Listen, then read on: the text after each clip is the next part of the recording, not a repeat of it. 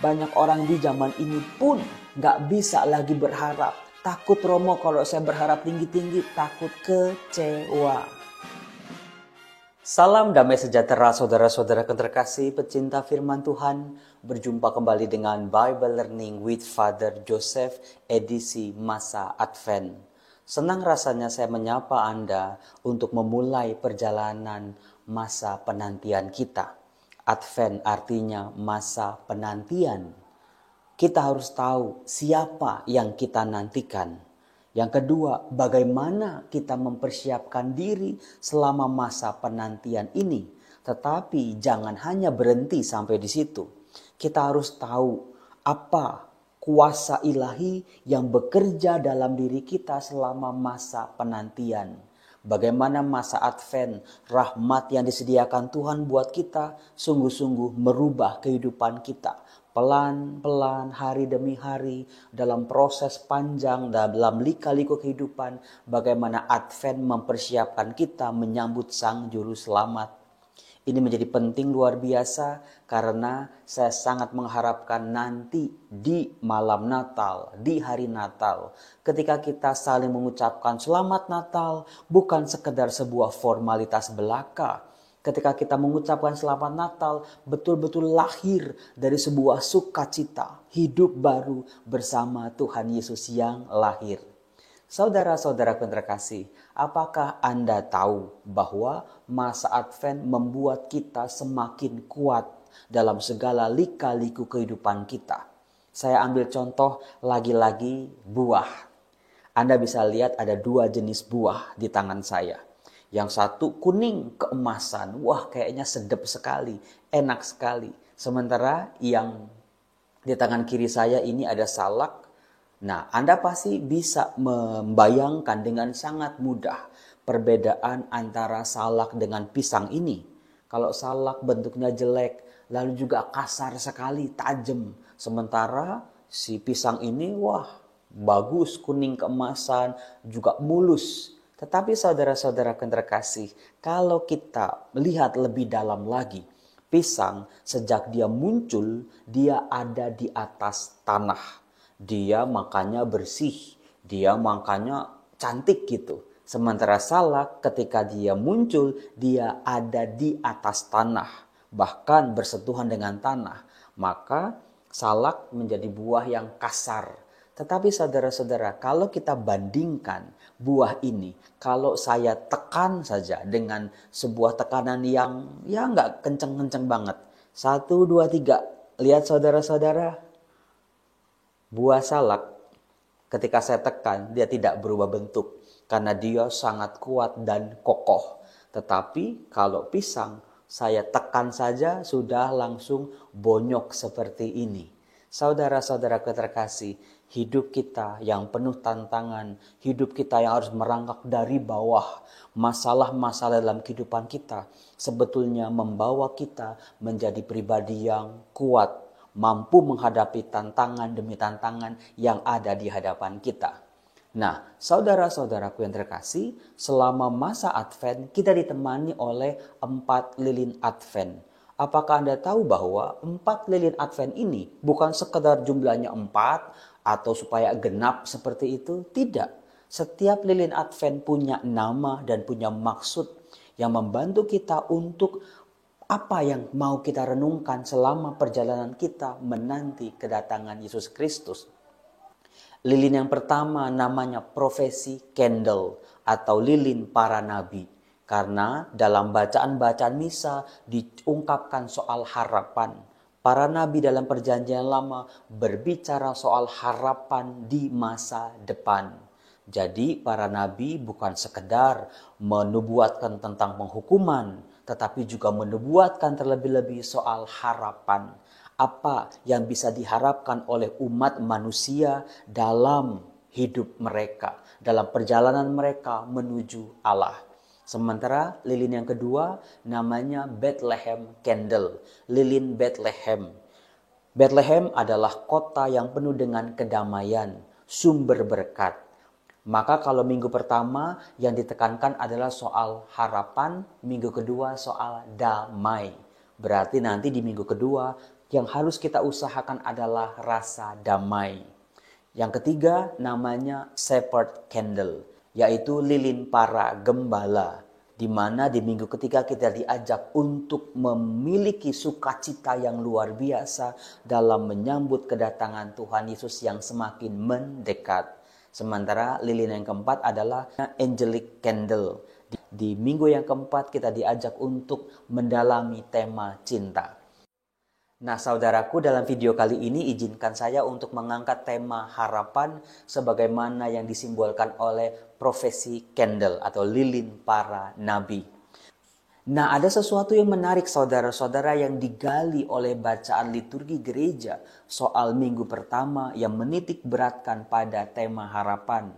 Karena apa? Dalam bacaan pertama hari Minggu langsung diangkat satu nabi yang nubuatnya banyak sekali berbicara soal harapan, yaitu Nabi Yesaya. Nah, saudaraku, saya pernah mengatakan bahwa di zaman Nabi Yesaya orang Israel sedang mengalami puncak kemakmuran yang membuat mereka lupa akan Tuhan.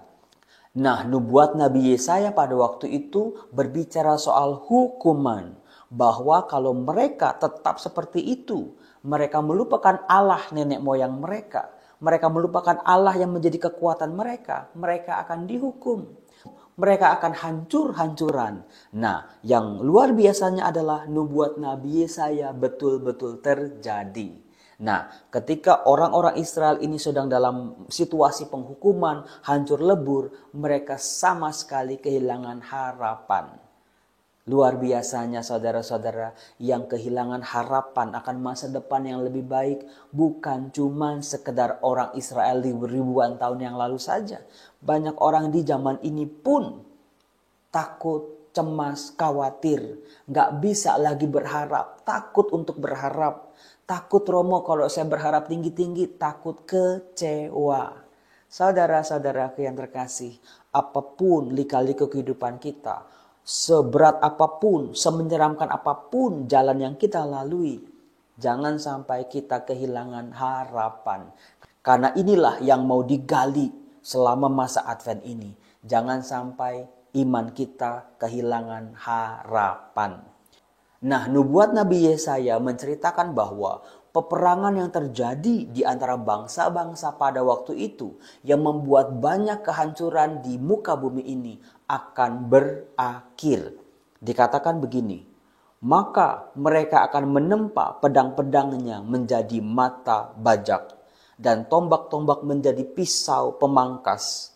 Bangsa yang satu tidak akan lagi mengangkat pedang terhadap bangsa yang lain. Dan mereka tidak akan lagi berlatih perang. Nah, saudara-saudaraku, dari nubuat ini kita bisa belajar tentang apa arti sebuah pengharapan. Bahwa semua kekerasan di muka bumi ini yang menghancurkan hidup manusia akan berakhir ketika Allah tampil sebagai Raja. Raja yang memberikan rasa damai. Raja yang memberikan rasa aman bagi semua umatnya. Nah, Tuhan Yesus dalam bacaan Injil, dalam Injil Matius bab 24 ayat 37 sampai 44 memberikan kepada kita sebuah rumusan, sebuah formula supaya harapan itu jangan sampai hanya sekedar pepesan kosong belaka. Tidak hanya menjadi mimpi di siang bolong, tetapi sungguh-sungguh menjadi nyata hadir dalam kehidupan kita. Salah satunya adalah dengan sikap berjaga.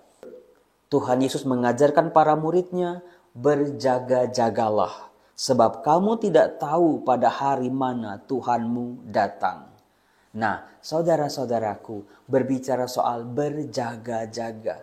Sebetulnya idenya sangat sederhana.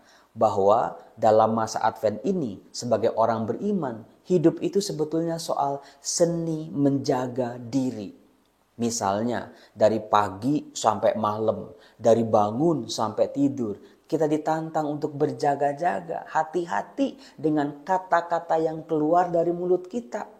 Seringkali kita asal ngomong, asal jeplak, kita nggak peduli apakah omongan kita menyakiti orang lain atau tidak. Sekarang dengan berjaga-jaga kita harus sadar, oh iya, hati-hati, kita harus jaga diri. Pinter-pinter jaga diri. Jangan sampai omongan kita yang keluar dari mulut kita itu bisa menyakiti hati orang lain. Maka omongan yang keluar dari mulut kita harus omongan yang bisa menjadi berkat buat orang-orang yang mendengarnya. Demikian juga dengan menjaga pikiran. Banyak orang zaman sekarang pikirannya bercabang-cabang. Semua masalah numpuk sehingga tidak bisa lagi berpikir dengan jernih.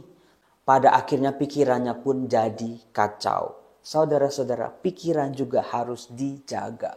Demikian juga dengan hati, saudara-saudara. Kita harus menjaga perasaan kita, demikian pun juga kita harus menjaga perasaan orang lain. Saudara-saudara, kalau kita tidak mau disakiti, kita juga tidak boleh menyakiti hati orang lain.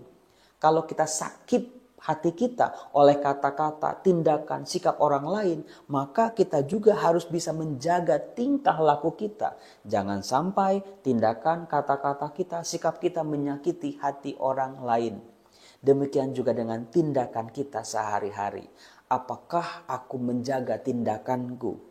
Apakah tindakan-tindakanku ini semakin memuliakan Allah atau semakin membuat aku jauh dari Allah? Saudara-saudara, bagaimana khotbah ini bisa diaplikasikan dalam kehidupan nyata? Sebetulnya sederhana. Di masa Advent ini kita diajak untuk aware, untuk sadar, untuk menjaga pikiran, jaga hati, jaga sikap, jaga tindakan, jaga juga perasaan orang lain. Dengan pasangan hidup Anda, dengan orang-orang di sekitar Anda, dengan anak-anak Anda, dengan orang tua Anda. Apakah pola pikir kita, omongan kita, hati, tindakan kita membuat mereka sakit hati, tidak nyaman dengan kita, tidak bahagia dengan kita, tidak merasakan berkat, kita tidak memancarkan wajah Allah yang penuh kasih, atau sebaliknya. Di masa Advent ini kita munculkan, kita tumbuhkan harapan dalam diri kita, dalam diri orang-orang di sekitar kita dengan cara memancarkan wajah Allah yang baik. Maka dari itu saudara-saudara, supaya kita bisa memancarkan wajah Allah yang baik, kita harus pintar-pintar menjaga diri. Salam damai sejahtera, selamat memasuki masa Advent dengan lebih serius lagi. Salam.